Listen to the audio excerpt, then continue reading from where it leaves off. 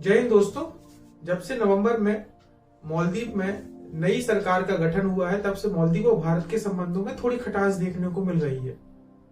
Recently प्रधानमंत्री नरेंद्र मोदी जी लक्षद्वीप के दौरे पर थे और 4 जनवरी को उन्होंने अपने सोशल मीडिया अकाउंट एक्स पर लक्षद्वीप के कुछ द्वीपों की, पंगाराम द्वीप की पिक्चर्स और वीडियो को शेयर किया। इसके उपरांत कुछ राजनीतिक विशेषज्ञों ने यह माना कि यह भारत की लक्षद्वीप के प्रति टूरिज्म को बढ़ाने और मालदीव को एक तरीके से काउंटर करने के लिए प्रधानमंत्री या भारत की सरकार का एक राजनीतिक कदम हो सकता है।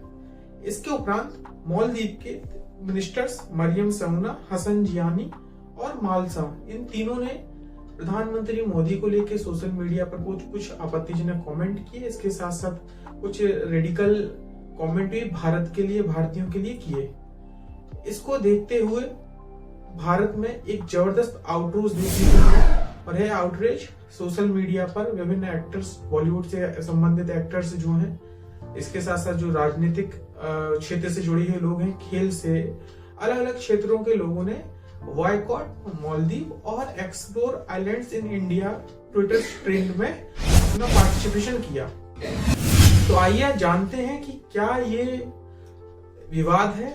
मालदीव में जब से नई सरकार आई है, उसकी भारत के प्रति क्या रणनीति है। तो मालदीव से हमारे संबंध 1968 से ही बेहतर हैं, जब वहां पर मालदीव को स्वतंत्रता प्राप्त हुई। अंग्रेजों से उन्होंने स्वतंत्र होकर एक नए शासन की ओर बढ़े। भारत पहला देश था जिन्होंने मालदीव को अंतरराष्ट्रीय स्तर पर रिकॉग्नाइजेशन दिया।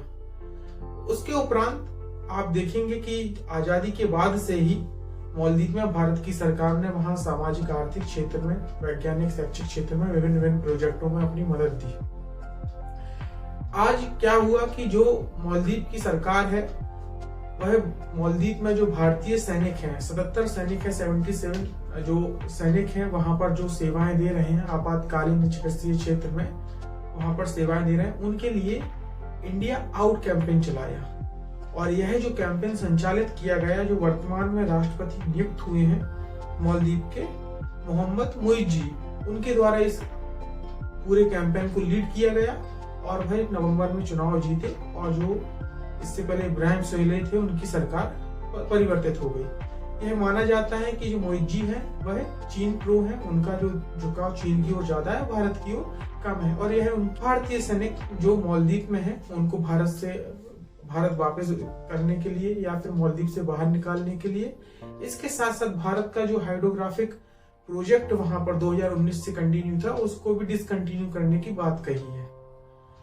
अभी तक जो भी राष्ट्रपति मालदीव में नियुक्त होते थे, सबसे पहले उनकी जो राजनयिक यात्रा होती थी वह भारत के साथ होती थी। इंडिया फर्स्ट पुरानी जो सरकारें रही, उनका एक अप्रोच था इंडिया फर्स्ट का। लेकिन यह रिसेंटली देखा गया कि पहली राजनीतिक यात्रा मुइज़ ने टर्की की और उसके बाद कल जब ये विवाद हुआ, तीनों मिनिस्टर्स ने डेरोगेटरी कमेंट किए, उसके बाद उनको सस्पेंड भी किया गया। हालांकि कल चीन की यात्रा पर मालदीव के राष्ट्रपति निकले हैं। यही मालदीव है कि एक समय जब मालदीव पर संकट के बादल थे, तो इन्होंने भारत सरकार से आह्वान किया था और भारत से सैनिकों को बुलाया गया था मालदीव की रक्षा के लिए। यह ऑपरेशन है, मैं बात कर रहा हूँ कैक्टस की, ऑपरेशन कैक्टस। 1988 में जब मालदीव में राजनीतिक सत्ता को परिवर्तित करने के लिए मालदीव के कुछ व्यापारी थे, अब्दुल्ला लुत्फी और मोहम्मद नासिर नाम से जो व्यक्ति हैं, इन व्यापारियों ने श्रीलंका का जो उग्रवादी संगठन है, प्लोटे जिसको बोलते हैं, people's liberation of Tamil Eelam, इसके जो हेड थे उमा महेश्वरम के साथ मिलकर 80 प्लोटे विद्रोहियों को एक जहाज को अगवा करके श्रीलंका से मालदीव की ओर रवाना किया गया। और इस समय मालदीव में उतनी सैनिक सुरक्षा नहीं थी, थोड़ी बहुत सैनिक सुरक्षा होती थी जो प्रेसिडेंट के पास होती थी और अपने राज्य की सुरक्षा के लिए। तो इन 80 प्लोटों के विद्रोहियों ने मालदीव पर हमला कर दिया। तात्कालिक राष्ट्रपति थे अब्दुल गयूम। उन्होंने विभिन्न देशों से, पाकिस्तान से, चीन से, सिंगापुर से, अमेरिका, ब्रिटेन, सबसे मदद मांगी, लेकिन कोई देश तात्कालिक रूप से इनको मदद करने के लिए सक्षम नहीं था। इनको मायूसी लगी। तब इन्होंने भारत सरकार से मदद मांगी। तत्कालीन भारत के प्रधानमंत्री बिना किसी देरी के राजीव गांधी जी ने मिशन को भेजने के लिए आगे मालदीव में सैनिक कार्रवाई करने के लिए अपनी हामी भर दी। भारत से उस समय जो भारत का एयरक्राफ्ट था एलुशियन 76 के माध्यम से 3 रेजिमेंटों के लगभग 300 पैरा ट्रूप्स को भेजा गया, जिसमें जो पैरासूट रेजिमेंट 6 बटालियन थी, पैरासूट रेजिमेंट 17 बटालियन थी और इंडिपेंडेंट पैरासूट बटालियन 50 थी। लगभग 300 भारतीय पैरासूट्स कमांडो एलुशियन 76 एयरक्राफ्ट जो भारत का है उसके माध्यम से इन्होंने मालदीव की ओर कूच किया और ऑपरेशन को अंजाम देने के 17 घंटों के अंदर ही आप देखेंगे कि मालदीव को विद्रोहियों से उन्होंने बचा लिया। जब भारतीय सैनिक मालदीव में ऑपरेशन को कंटिन्यू कर रहे थे तो उसी समय जो प्लूटो विद्रोही थे उन्होंने अपने आप को मालदीव से बाहर निकालने का, वहां से भागने का सोचा। हालांकि समुद्र तट में तैनात भारत के आईएनएस बेतवा और आईएनएस गोदावरी ने उन जो विद्रोही थे, भाग रहे विद्रोहियों को पकड़ा और उनमें से तकरीबन 19 लोगों की काउंटर अटैक में डेथ हुई। इस तरीके से भारत ने 1988 में मालदीव की लोकतांत्रिक सरकार को सुरक्षित करने में अपनी महत्वपूर्ण भूमिका निभाई। यदि 1988 में भारत मालदीव को मदद नहीं देता तो आज जो टूरिज्म प्लेस के रूप में मालदीव है तो कहीं ना कहीं ये टूरिस्ट प्लेस के रूप में की जगह हमें टेररिस्ट प्लेस के रूप में देखने को मिलता। तो भारत का एक बहुत बड़ा योगदान रहा, लेकिन वर्तमान की सरकार ने इंडिया आउट के कैंपेन को बढ़ावा दिया। अभी जो 77 सैनिक हमने तैनात किए हैं मालदीव में, ये कोई सैन्य कार्यवाही के लिए नहीं है। ये जो 77 सैनिक हैं मालदीव में, इनका काम है जो भारत ने मालदीव को 2 light combat helicopter aircraft carrier दिया है जो इमरजेंसी जो सुविधाओं के लिए, और उसके साथ साथ सैन्य चिकित्सा के क्षेत्र में उनका प्रयोग हो सके, उसके उन जो एयरक्राफ्ट है हेलीकॉप्टर्स उनके प्रशिक्षण के लिए, रख रखाव के लिए, मेंटेनेंस के लिए वहां तैनात किया है। जबकि जो पूर्ववर्ती सरकार थी, सोहेले की सरकार थी, उन्होंने स्पष्ट इस चीज को क्लैरिफाई किया था एक ऑफिशियल स्टेटमेंट के माध्यम से कि जो भारतीय सेना का रोल है वह केवल प्रशिक्षणात्मक है। लेकिन वर्तमान की सरकार का अप्रोच जो है थोड़ा भारत विरोधी देखने को मिल रहा है, तो उनकी नीतियों में भी उस तरह परिवर्तन आया। अब हम बात करें कि मालदीव के साथ भारत का व्यवहार कैसा होना चाहिए, तो हम स्पष्ट देखते हैं कि भारत ने बहुत सारे डेवलपमेंट प्रोजेक्ट को मालदीव में कंटिन्यू किया है, चाहे वो Maldives institute of technology education की बात हो, कॉलेज की, या फिर रिसेंटली 2021 में हमने देखा होगा जो हमारे एक्सटर्नल मिनिस्टर हैं जयशंकर प्रसाद जी, उन्होंने कॉलेज जो national college policing and law enforcement का वहां पर उद्घाटन किया। इसके साथ साथ 2014 में जब मालदीव में जल संकट आया तो हमने पानी के लिए ऑपरेशन नील चलाया और उनको शुद्ध पीने योग्य पानी उपलब्ध कराया। 2020 में कोविड के टाइम ऑपरेशन संजीवनी के माध्यम से लाखों हमने वैक्सीन और मेडिसिन उनको फ्री ऑफ कॉस्ट वहां प्रोवाइड कराई। तो भारत ने मालदीव को हमेशा सहयोगात्मक रूप अपनाया है। इसके साथ साथ मालदीव में हम देखते हैं कि भारत का से टूरिज्म में बहुत ज्यादा है। उनकी टूरिज्म सेक्टर में 20% पार्टिसिपेशन भारतीयों का है। हर साल तकरीबन पिछले 4-5 साल का डेटा है जो मैं आपको स्क्रीन पर भी दिखा रहा हूँ। तकरीबन आप देखेंगे 1.5 से 2 लाख 2.5 लाख लोगों का टूरिज्म की ओर, मालदीव की ओर जाना हुआ। तो उनकी इकोनॉमी में भारत का एक बड़ा रोल है। इसके साथ साथ मालदीव जो ईडेबल थिंग्स है, खाद्य चीजें हैं या फिर प्लास्टिक है, रॉ मटेरियल्स हैं, उसके लिए भारत पर भी डिपेंडेंट है। तो भारत का एक महत्वपूर्ण रोल मालदीव में है, लेकिन मालदीव भी भारत के लिए उतना ही इम्पोर्टेंट है। स्ट्रेटेजिकली देखा जाए, रणनीतिक रूप से मालदीव हमारे लिए एक महत्वपूर्ण प्लेस है।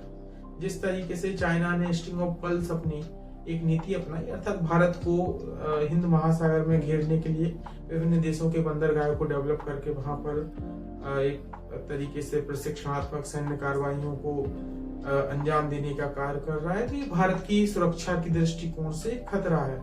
तो हमें भी ऐसे ऑल्टरनेटिव्स की जरूरत है। हिंद महासागर में ऐसे छोटे छोटे देशों की आवश्यकता है, और जहां पर हम अपनी उन देशों में पकड़ अच्छी कर सके और आवश्यकता होने पर उन देशों के पोर्ट्स को या फिर उनके जो एयरपोर्ट्स हैं या फिर जो बंदरगाह हैं उनका प्रयोग अपनी सुरक्षा के लिए किया जा सके। तो भारत ने बहुत सारे देश हैं, स्ट्रिंग ऑफ पर्ल्स के काउंटर में भारत ने नेकलेस ऑफ डायमंड की एक रणनीति अपनाई, जिसमें म्यांमार से लेके बांग्लादेश, मालदीव, श्रीलंका, ग्वादर की बात करते हैं हम, तो ग्वादर में आप देखेंगे चीन को काउंटर करने के लिए चाबर हार है जो ईरान में है। तो कई सारे हम डेवलप कर रहे हैं। ओमान में भी रिसेंटली हमने एग्रीमेंट किया है, सेशल्स में भी किया है। तो हम भी काउंटर करने के लिए चीन को एक तरीके से बहुत सारे देशों के साथ अपने संबंधों को अच्छा कर रहे हैं। तो भले ही इस समय जो सरकार आई है मालदीव में वो भारत विरोधी गतिविधियों में लगी हो, लेकिन भारत को जो भी अपने जो प्रोजेक्ट हैं विकासात्मक, चाहे वो ग्रेटर माले प्रोजेक्ट हो, अभी तक का सबसे बड़ा जो कनेक्टिविटी प्रोजेक्ट भारत के द्वारा वहां पर चलाया जा रहा है। इसके साथ साथ सामाजिक क्षेत्र में और शैक्षणिक चिकित्सा के क्षेत्र में भी बहुत सारे प्रोजेक्ट भारत के कंटिन्यू, उनको भारत को सुचारू रूप से कंटिन्यू करना चाहिए। इसके साथ साथ सरकार को आवश्यकता है कि हम कोई हार्श रुख ना अपनाएं। भले ही रिसेंटली हमने देखा कि बहुत सारे जो टूरिस्ट मालदीव में जा रहे थे, इनकी प्री बुकिंग थी, उन्होंने अपने कैंसिल्स कराया। लगभग 10 से 12 हजार लोगों ने फ्लाइट टिकट जो होटल जो थे उनमें अपने जो बुकिंग्स थी उनको कैंसिल कराया। इसके साथ बहुत सारी टूरिज्म जो एजेंसियां हैं भारत में, उन्होंने भी अभी टेम्पररी मालदीव के लिए सारी सर्विसेज बंद कर दी हैं। तो भले ही ये एक स्ट्रिक्ट रूप होना चाहिए, क्योंकि नेशनल इंटरेस्ट की बात है। जब किसी राष्ट्र के राष्ट्राध्यक्ष के प्रति डेरोगेटरी कमेंट या वहाँ के नेशनलिस्ट जो हैं, जो लोग हैं, पीपल्स, उनके लिए डेरोगेटरी कमेंट किए जाए, तो हमें एक शॉर्ट टर्म के लिए हार्श रूप लेना होगा, एक पहलू रखना होगा। लेकिन हमें भी आवश्यकता है कि यदि हम बहुत ज्यादा स्ट्रिक्ट मालदीव से होते हैं तो मालदीव का झुकाव पूरा का पूरा चाइना की ओर ना हो जाए, तो ये हमारे लिए चिंतनीय होगा। तो इस समय एक नागरिक के रूप में रोष जाया करना, क्रोध जाया करना एक अलग बात है, और एक राष्ट्र की सुरक्षा के दृष्टिकोण से, राष्ट्र के आर्थिक विकास के लिए आवश्यक है कि हमें अपनी सॉफ्ट नीति को वहां पर इन्हांस करना चाहिए, सॉफ्ट डिप्लोमेसी हमारी इन्हांस हो। इसके साथ साथ जो मालदीव के लोग हैं, आम लोग हैं, उनसे भारत की लोगों की कनेक्टिविटी बेहतर हो, उनसे भारत के सामाजिक सांस्कृतिक संबंधों में प्रगाढ़ता आए, जिससे कभी भी यदि कोई सरकार मालदीव में भारत के प्रति नकारात्मक रुख अपनाने का प्रयास करे तो वहां के लोग उसको काउंटर कर सकें।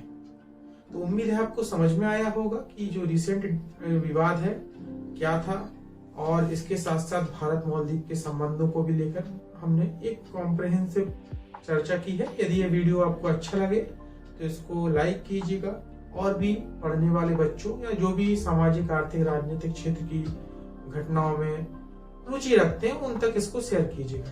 धन्यवाद। जय हिंद।